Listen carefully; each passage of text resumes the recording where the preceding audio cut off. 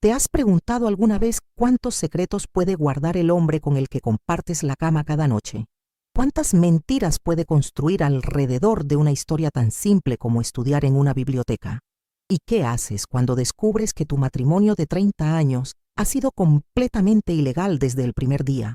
Esta es una historia que me va a doler contar hasta el último detalle, pero necesito hacerlo antes de que se me acabe el tiempo en esta tierra. Es una historia sobre esposos que viven dobles vidas tan elaboradas que ni siquiera las esposas más observadoras logran detectarlas. Sobre bigamia, sobre herencias robadas, sobre documentos falsos y sobre una mujer que cuando descubrió toda la verdad, decidió usar esa información de una manera que hasta yo misma me sorprendo. Es controversial, porque cuando escuches lo que hice al final, no vas a saber si aplaudirme o condenarme. No vas a saber si fui una víctima que se defendió o una mujer sin escrúpulos que aprovechó la situación. Pero te juro por la memoria de mis padres que cada palabra que voy a decir pasó exactamente como la voy a contar. Me llamo Dolores, tengo 71 años y durante 3 décadas creí estar casada con Ernesto, un hombre que pensé conocer mejor que a mí misma. Ernesto trabajaba como mecánico en un taller de la zona industrial. Era callado, pero cariñoso, de esos hombres que no hablan mucho pero que demuestran su amor con acciones. Hasta que decidió superarse académicamente a los 65 años. Todo empezó hace 2 años, cuando Ernesto llegó una tarde muy emocionado con una noticia que me llenó de orgullo. Dolores, me dijo mientras cenábamos, me inscribí en un curso de computación en línea. ¿En serio? ¿A tu edad? Le pregunté sorprendida pero contenta. Sí, quiero aprender a usar mejor la computadora, entender esas cosas del Internet. Dicen que ya todo se maneja por computadora. Me parece perfecto, Ernesto. Nunca es tarde para aprender. El curso es 3 veces por semana, los martes, jueves y sábados.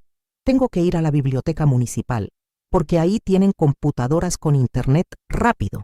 ¿Por cuánto tiempo? Son 6 meses de curso. Pero si me va bien, tal vez tome otros cursos después. Me emocioné mucho con la idea. Ernesto había trabajado toda su vida con las manos, arreglando carros, siempre había sido muy inteligente, pero nunca había tenido oportunidades de educación formal. Verlo decidido a aprender cosas nuevas a los 65 años me llenaba de admiración. Los primeros meses todo parecía ir muy bien. Ernesto salía religiosamente los martes, jueves y sábados después del trabajo. Se iba con una libreta pequeña, donde supuestamente tomaba apuntes, y regresaba como 3 horas después, contándome lo que había aprendido ese día. Hoy aprendí a mandar correos electrónicos, me decía. O, hoy vimos cómo buscar información en Google. Siempre tenía algo nuevo que contarme, siempre parecía genuinamente emocionado con sus avances. Yo lo apoyaba completamente. Le preparaba cenas ligeras para cuando regresara.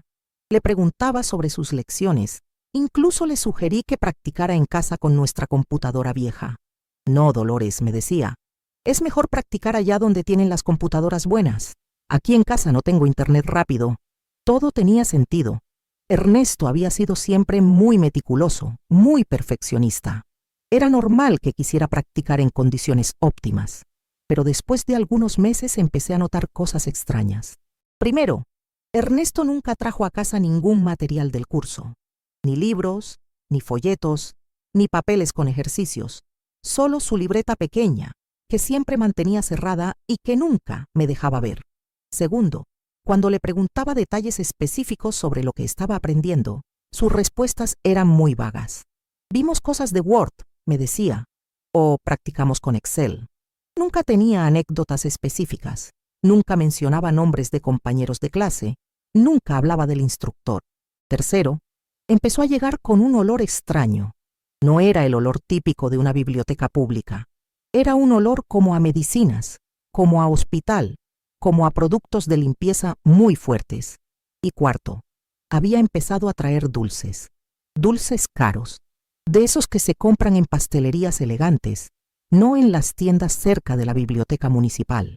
Cuando le preguntaba de dónde los sacaba, me decía que los vendían en una máquina expendedora de la biblioteca. Pero yo conocía la biblioteca municipal. Era un lugar pequeño, con presupuesto limitado. No tenían máquinas expendedoras de dulces caros. Las sospechas se intensificaron cuando una tarde, mientras Ernesto se bañaba después de regresar de su supuesta clase, revisé su libreta. La había dejado sobre la mesa de la cocina y por primera vez en meses estaba abierta. Adentro no había apuntes sobre computación. Había anotaciones médicas, cosas como pastillas a las 3 p.m., ejercicios de memoria después de comer, no olvidar aplicar crema en las manos. También había horarios. Martes, 4:07 p.m., jueves, 4:07 p.m., sábados, 2:05 p.m. Los mismos horarios de sus supuestas clases de computación. Pero lo que más me inquietó fue encontrar un nombre escrito varias veces en diferentes páginas. Cristina. Cuando Ernesto salió del baño, le pregunté directamente: «Ernesto, ¿quién es Cristina?». Ernesto se puso pálido inmediatamente. «Cristina. No conozco a ninguna Cristina. Está escrito varias veces en tu libreta». «Ah, sí», me dijo nerviosamente. «Es una compañera del curso, una señora mayor que a veces necesita ayuda con la computadora. ¿Y por eso tienes anotaciones sobre pastillas y ejercicios de memoria?». Ernesto se tardó mucho en responder. Es que Cristina tiene problemas de memoria. A veces se confunde en las clases. Yo le ayudo a recordar qué tiene que hacer. ¿En una clase de computación? Sí, bueno, el instructor a veces nos pide que nos ayudemos entre nosotros. Algo en la explicación de Ernesto no me cuadraba. ¿Por qué un instructor de computación le pediría a los estudiantes que se ayudaran con horarios de medicinas? Decidí ir a verificar personalmente. El siguiente martes, esperé a que Ernesto se fuera a su supuesta clase, y 1 hora después, manejé hasta la biblioteca municipal. Era un edificio pequeño, de un solo piso, que yo conocía bien porque había ido ahí muchas veces durante los años cuando nuestros hijos eran pequeños. Entré y busqué a Ernesto. Revisé la sección de computadoras, revisé las aulas de estudio, revisé todos los rincones. Ernesto no estaba ahí. Me acerqué a la bibliotecaria, una mujer joven que se veía muy amable. «Disculpe», le dije, «estoy buscando a mi esposo. Viene a tomar clases de computación los martes, jueves y sábados». «¿Clases de computación?», me preguntó confundida. «Señora, nosotros no damos clases de computación». «¿No? ¿Está segura?». «Completamente segura. Solo prestamos las computadoras para uso libre, pero no damos clases formales». «¿Y conoce a un señor de 65 años, de estatura media, bigote gris, que viene regularmente?». La bibliotecaria pensó un momento. «¿Cómo se llama?». «Ernesto Morales». «No, señora. Ese nombre no me suena. Y si viniera regularmente, yo lo conocería. Nosotros conocemos a todos nuestros usuarios frecuentes». «¿Está segura de que no ha visto a nadie con esa descripción?». «Señora, hace años que no veo a ningún señor con esa descripción que venga regularmente. Y definitivamente no tenemos ningún curso de computación». Salí de la biblioteca con las piernas temblorosas. Ernesto me había estado mintiendo durante meses. No estaba tomando ningún curso de computación. No estaba en la biblioteca. ¿Dónde carajo estaba entonces? Decidí seguirlo el siguiente jueves. Cuando Ernesto salió de casa para su supuesta clase, yo salí 5 minutos después en mi carro. Lo seguí a distancia, cuidándome de que no me viera. Ernesto no se dirigió hacia la biblioteca. Se dirigió hacia una zona residencial del norte de la ciudad, una zona que yo conocía poco. Manejó durante 20 minutos hasta detenerse frente a una casa pequeña, pero bien cuidada, con un jardín al frente lleno de flores. Vi a Ernesto bajarse de su carro, sacar una llave de su bolsillo y entrar a la casa como si fuera su propia casa. Me quedé esperando en mi carro, escondida detrás de otros vehículos, tratando de entender qué estaba pasando. Ernesto tenía otra casa, tenía una amante, tenía una segunda familia. Durante las siguientes 2 horas vi a Ernesto salir de la casa 3 veces. Una vez fue a la farmacia de la esquina, otra vez fue a una tienda de abarrotes, la tercera vez fue a una panadería. Siempre regresaba rápidamente a la casa, como si no pudiera dejarla sola por mucho tiempo. A las 7 de la tarde, Ernesto salió de la casa definitivamente. Se veía cansado, pero no del tipo de cansancio que se tiene después de estudiar. Se veía como una persona que había estado cuidando a alguien enfermo. Lo seguí hasta que llegó a nuestra casa, llegando yo 5 minutos después de él. ¿Cómo estuvo tu clase?, le pregunté cuando entré. Muy bien, me mintió. Hoy aprendimos sobre hojas de cálculo. ¿Y Cristina? ¿Cómo está Cristina? Ernesto se tensó cuando mencioné ese nombre. Bien, está mejorando con las computadoras. ¿Vive cerca de la biblioteca? ¿Por qué me preguntas eso? Solo curiosidad. Como la ayudas tanto, pensé que tal vez viven cerca. No sé dónde vive, me mintió otra vez. Solo la veo en las clases. Esa noche no dormí nada. Mi esposo me había estado mintiendo sistemáticamente durante meses. Tenía una casa secreta donde gastaba 3 horas, 3 veces por semana. Compraba medicinas, compraba comida, actuaba como si estuviera cuidando a alguien. ¿Quién era Cristina? ¿Por qué Ernesto la cuidaba en secreto? ¿Por qué me mentía sobre todo? Al día siguiente, decidí investigar más profundamente. Regresé a la casa donde había visto a Ernesto, pero esta vez no me quedé en el carro. Me bajé y toqué la puerta. Esperé varios minutos antes de que alguien abriera. Cuando la puerta se abrió, apareció una mujer de edad similar a la mía, pero en condiciones físicas muy deterioradas.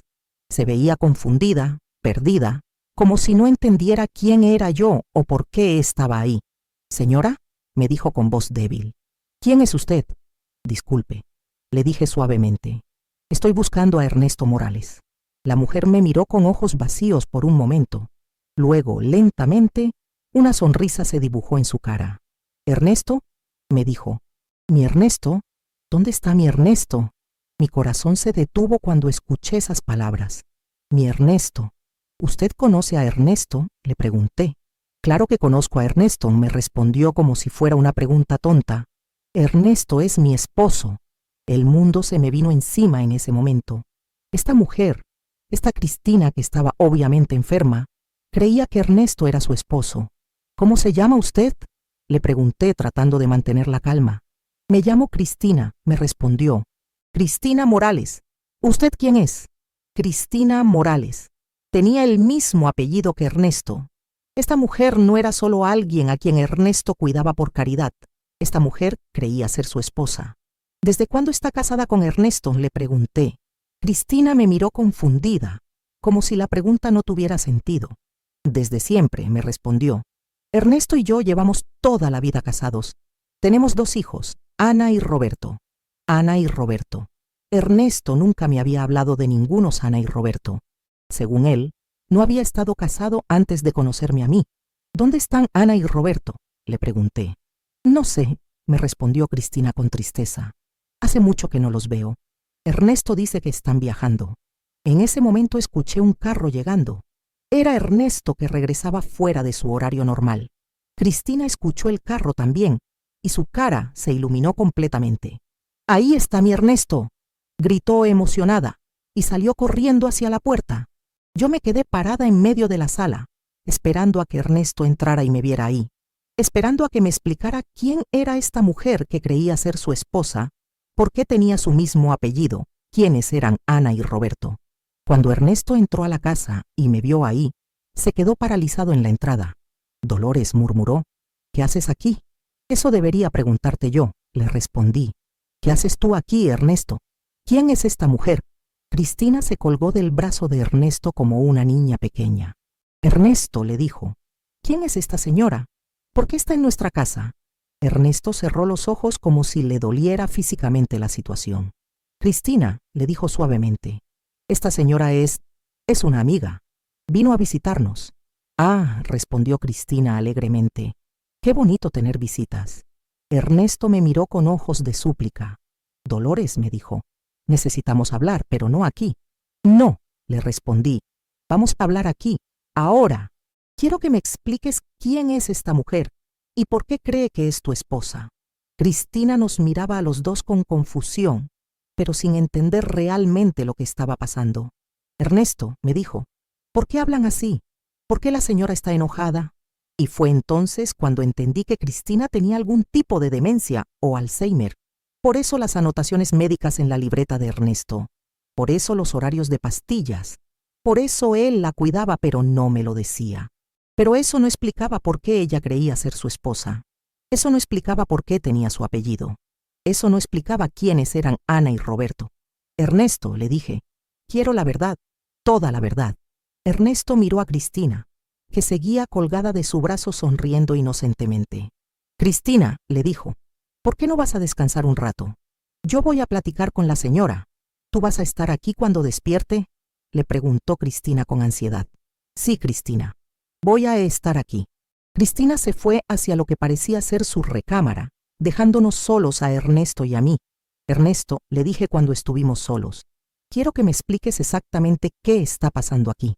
Ernesto se sentó en el sofá como si necesitara apoyo para lo que me iba a contar. Dolores, me dijo, Cristina es mi primera esposa. ¿Tu primera esposa?, le grité. ¿Me estás diciendo que tú ya estabas casado cuando te casaste conmigo? Sí, murmuró Ernesto sin poder mirarme a los ojos. ¿Me estás diciendo que durante 30 años he estado viviendo en bigamia sin saberlo? Sí. ¿Me estás diciendo que mi matrimonio contigo es completamente ilegal? Sí. Me senté en una silla porque las piernas ya no me sostenían. 30 años de matrimonio. 30 años creyendo que era la esposa legítima de Ernesto. 30 años viviendo una mentira completa. ¿Por qué, Ernesto? ¿Por qué me hiciste esto?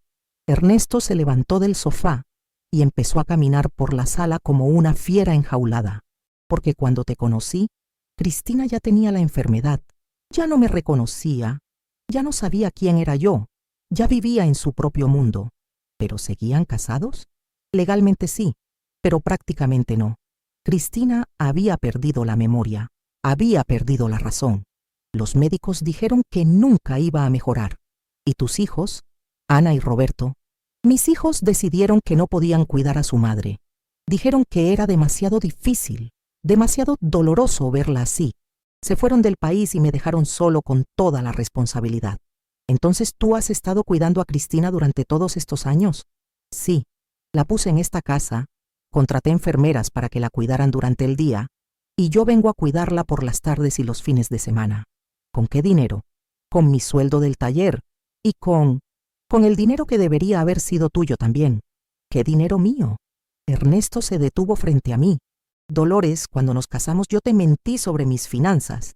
Te dije que no tenía ahorros, que no tenía propiedades, pero sí tenía. ¿Qué tenías? Una casa, ahorros en el banco, un terreno que había heredado de mis padres, todo lo que debería haber compartido contigo como mi esposa. ¿Y dónde está todo eso? Se lo he estado gastando en cuidar a Cristina, en sus medicinas, en sus enfermeras, en mantener esta casa.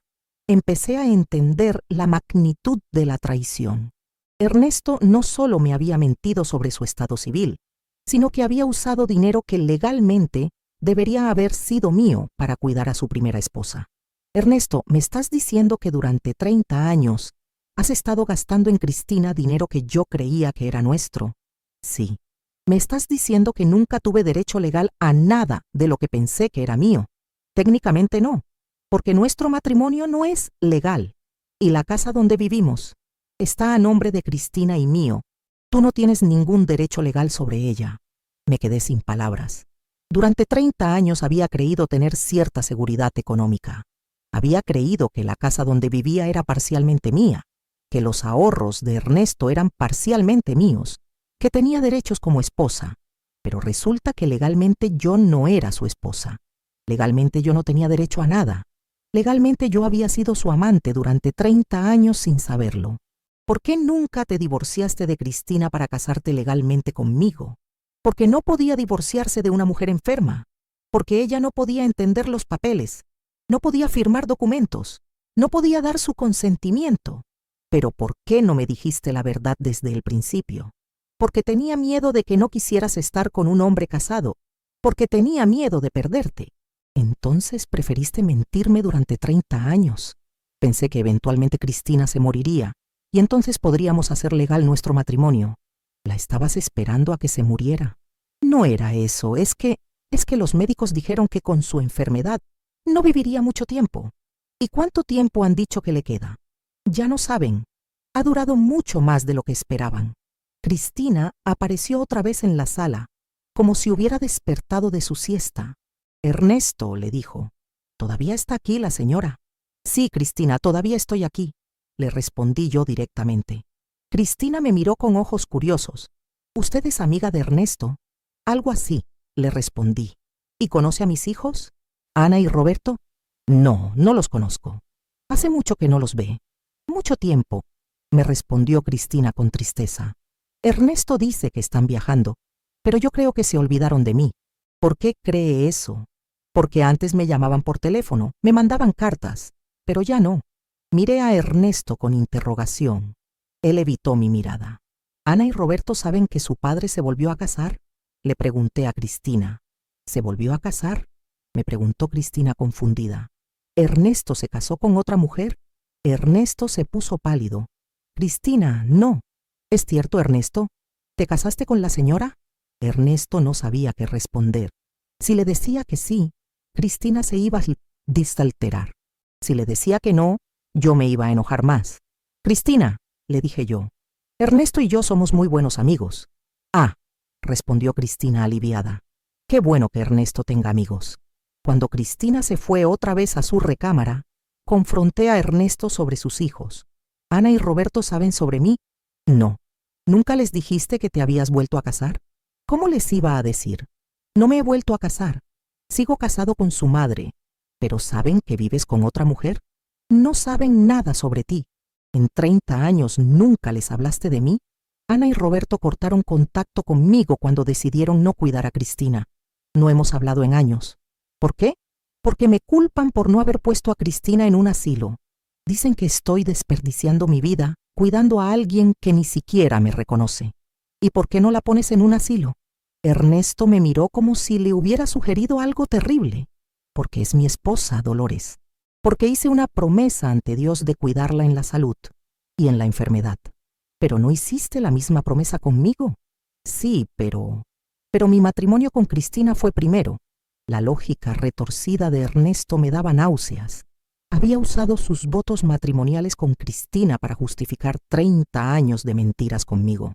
Ernesto, le dije, quiero ver los documentos. ¿Qué documentos? Los documentos de tu matrimonio con Cristina. Los documentos de nuestra supuesta boda. Quiero ver las evidencias de todo lo que me estás diciendo.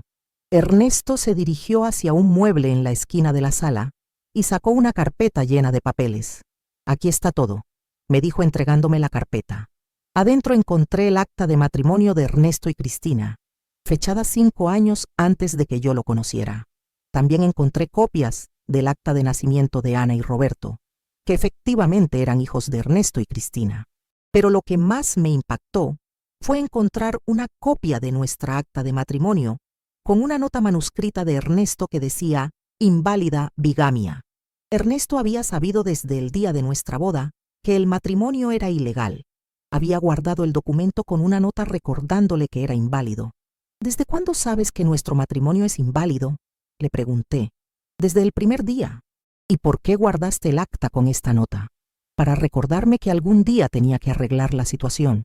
¿Algún día cuándo? Cuando Cristina muriera. ¿Y mientras tanto yo qué?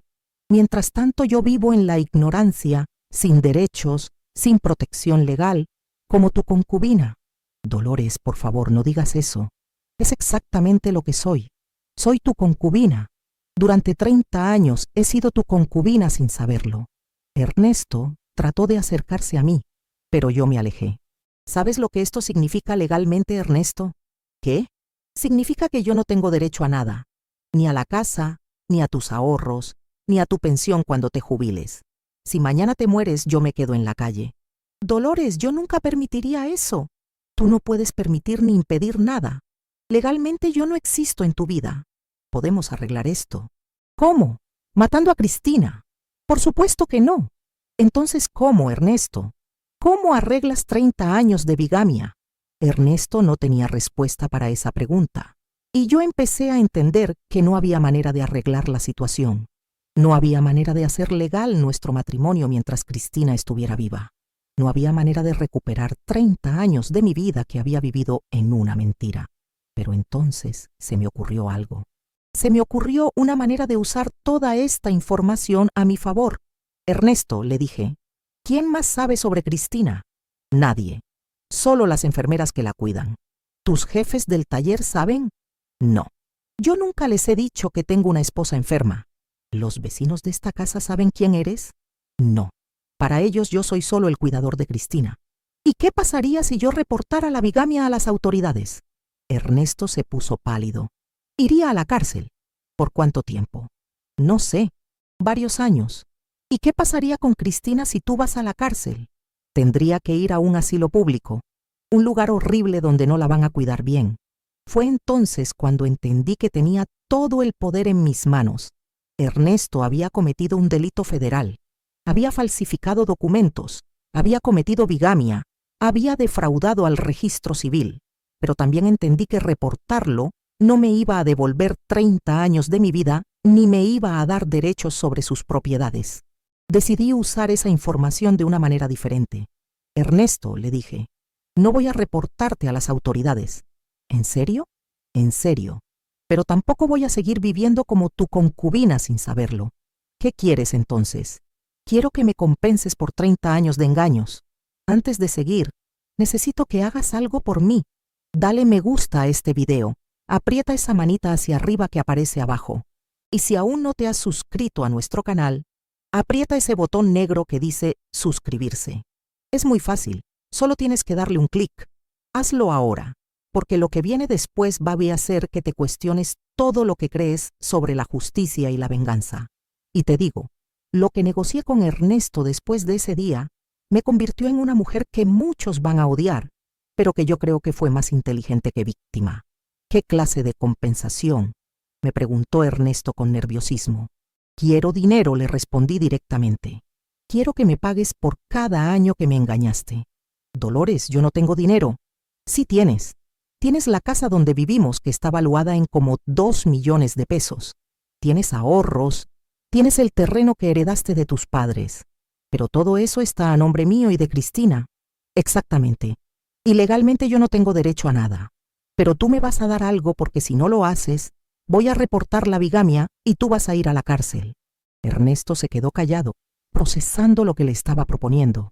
¿Me estás chantajeando? Te estoy ofreciendo una negociación.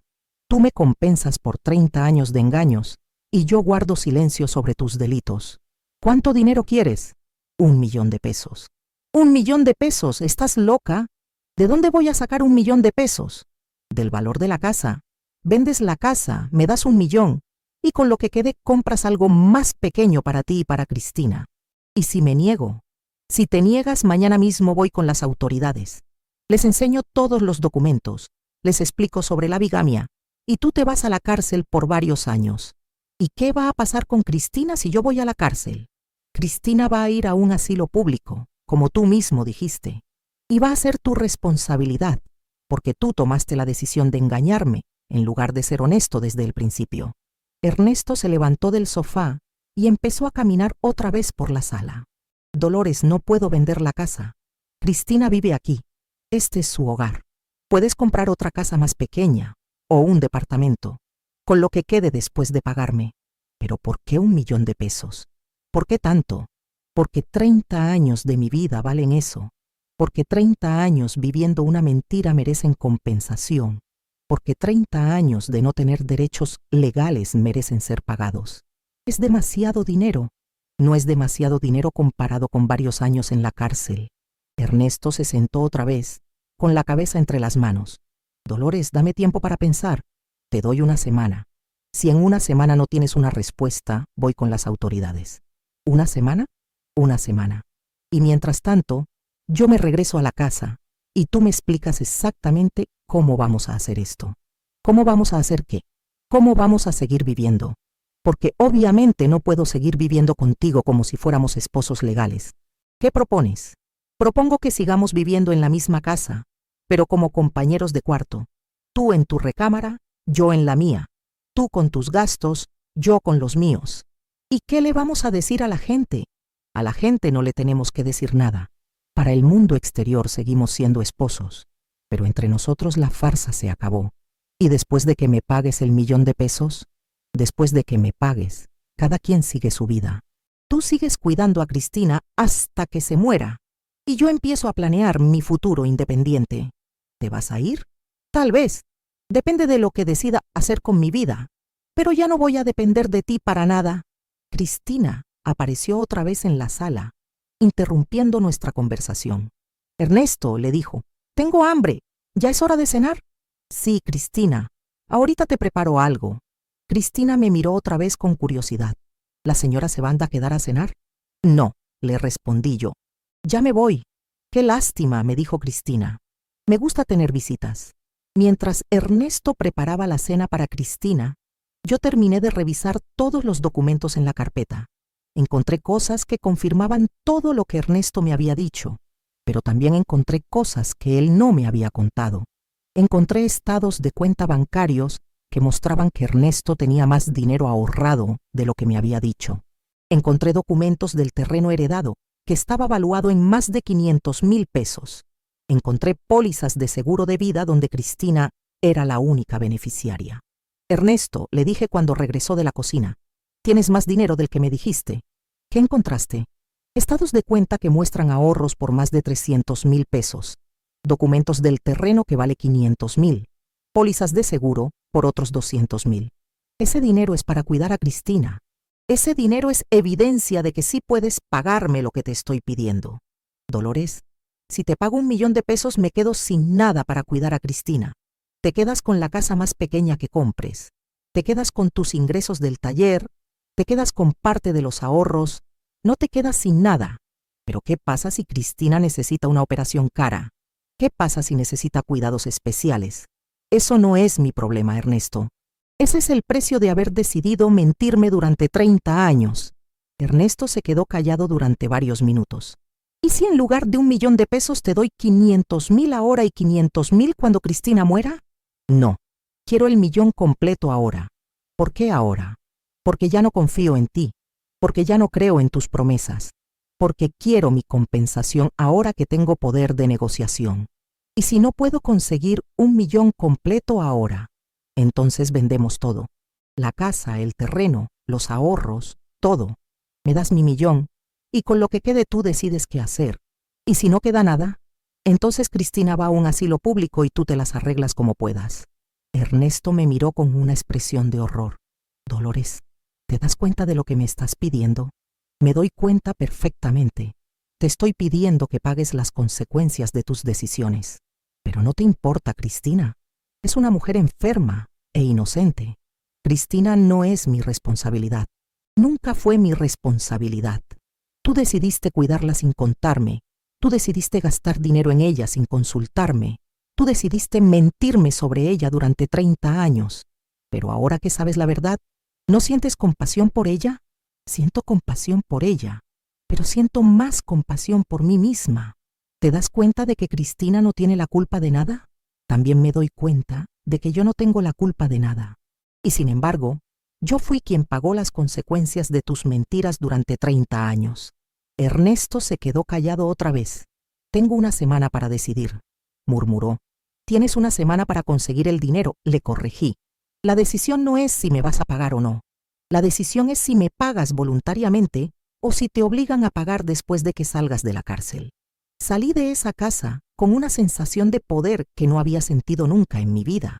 Durante 30 años había sido la esposa obediente, confiada, que nunca cuestionaba nada. Durante 30 años había dependido completamente de Ernesto para mi seguridad económica. Pero ahora tenía información que valía oro, tenía evidencias de delitos federales, tenía el poder de destruir la vida de Ernesto con una simple denuncia. Y decidí usar ese poder para asegurar mi futuro. Durante la siguiente semana, Ernesto y yo vivimos en la misma casa como extraños. Él dormía en su recámara, yo en la mía. Él preparaba su comida, yo la mía. Intercambiábamos las palabras mínimas necesarias para la convivencia. Pero yo sabía que Ernesto estaba desesperado, buscando maneras de conseguir el dinero que le había pedido. Lo escuchaba hablar por teléfono en susurros. Lo veía revisar documentos bancarios, lo veía calculando números en papeles. El viernes de esa semana, Ernesto llegó a casa con una propuesta. Dolores, me dijo, encontré una manera de conseguir el dinero.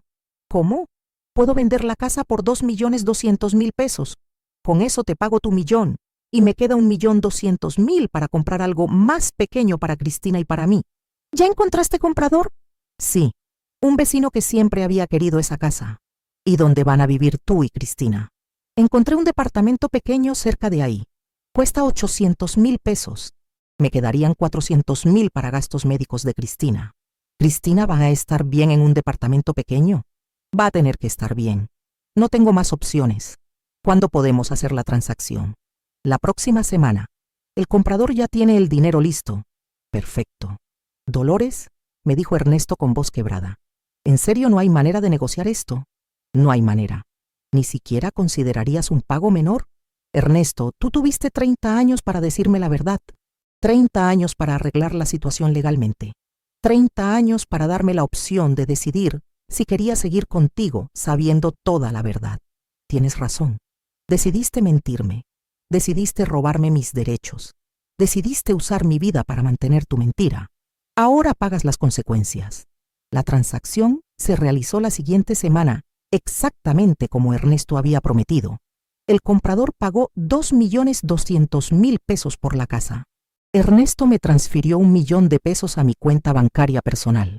Y con el dinero restante, compró un departamento pequeño donde se mudó con Cristina. Yo me quedé viviendo sola en un departamento que renté con parte del dinero que me había pagado Ernesto. Por primera vez en 30 años, tenía independencia económica completa.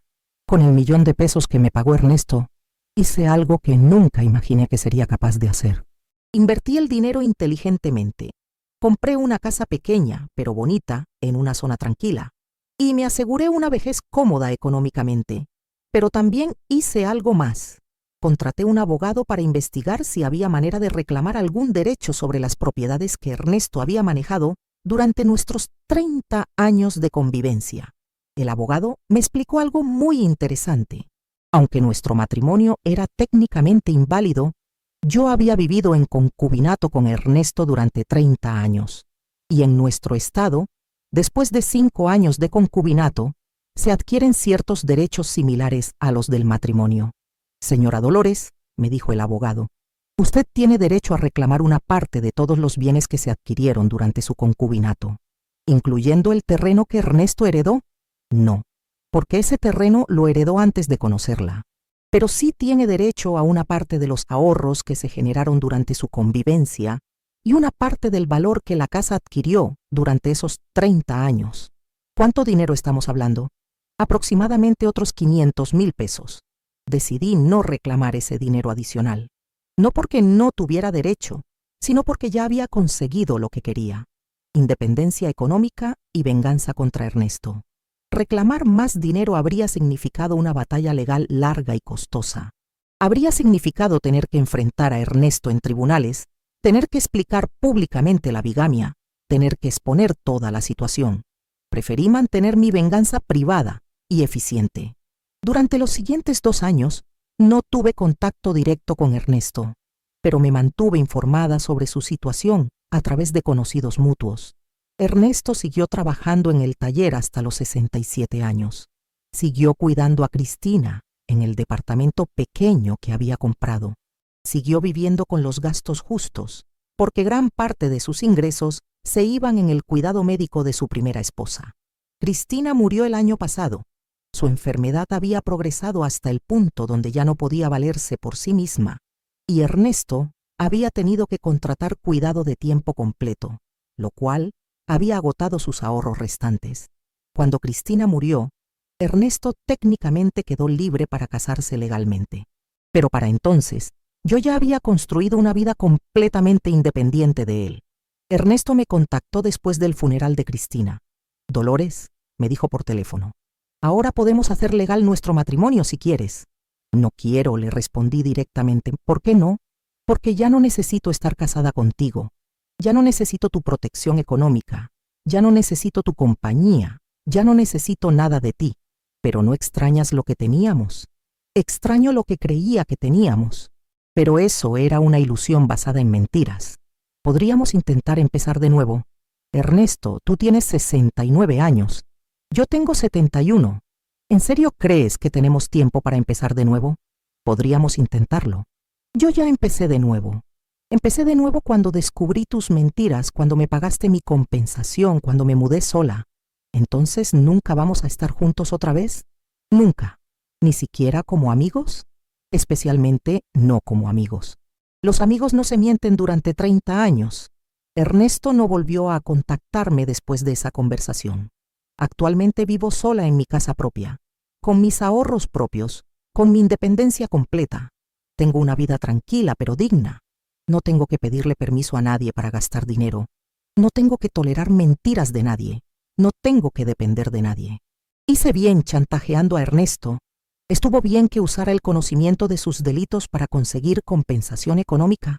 Durante estos 2 años he pensado mucho en esa pregunta y he llegado a la conclusión de que sí hice bien. Ernesto me robó 30 años de mi vida. Me robó la oportunidad de tomar decisiones informadas sobre mi futuro. Me robó la seguridad económica que creía tener. Me robó derechos legales que debería haber tenido como su esposa. Si yo hubiera reportado sus delitos a las autoridades, él habría ido a la cárcel, pero yo no habría recuperado nada. Me habría quedado sin dinero, sin derechos, sin futuro económico seguro. En lugar de eso, usé la información que tenía para negociar una compensación justa. Conseguí el dinero que necesitaba para ser independiente, y Ernesto pagó las consecuencias de sus mentiras sin ir a la cárcel. ¿Era mi responsabilidad proteger a Cristina de las consecuencias de mi negociación? No lo creo. Cristina era responsabilidad de Ernesto, no mía.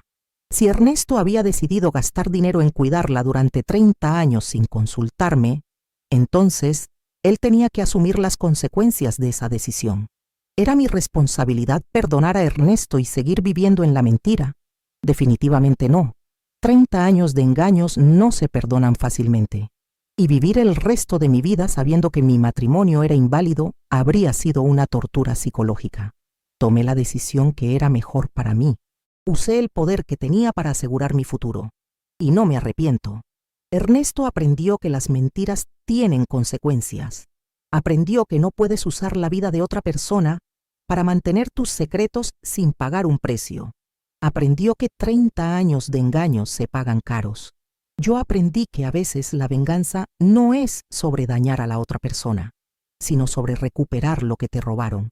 Que a veces la justicia no viene de las autoridades, sino de tu propia capacidad de negociar. Y aprendí que la independencia económica es el mejor regalo que una mujer se puede dar a sí misma, especialmente cuando llega tarde en la vida. ¿Me convierte esto en una mujer sin escrúpulos? Tal vez. ¿Me convierte en una mujer inteligente? Definitivamente. Porque después de 71 años de vida, he aprendido que ser buena no siempre te protege, que confiar ciegamente no siempre es virtud, que a veces tienes que usar las armas que tienes para defenderte. Y yo usé las armas que tenía, información valiosa y capacidad de negociación. No maté a nadie, no lastimé a nadie físicamente, no destruí familias. Solo me aseguré de que las consecuencias de las mentiras de Ernesto recayeran sobre él, no sobre mí. Si tú has estado en situaciones donde has tenido que usar información contra alguien para protegerte, si has tenido que negociar compensaciones por engaños, si has tenido que elegir tu supervivencia por encima del bienestar de otros, déjamelo saber en los comentarios. A veces necesitamos saber que no somos los únicos que hemos tenido que ser estratégicos para sobrevivir.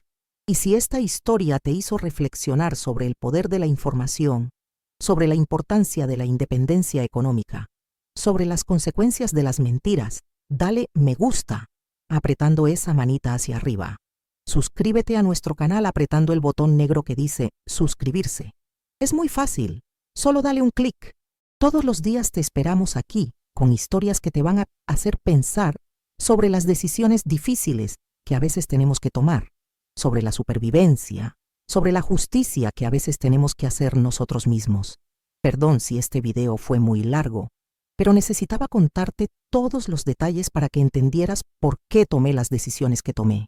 Necesitaba que vieras que a veces la vida te da herramientas inesperadas para defenderte y que usarlas no te convierte en mala persona.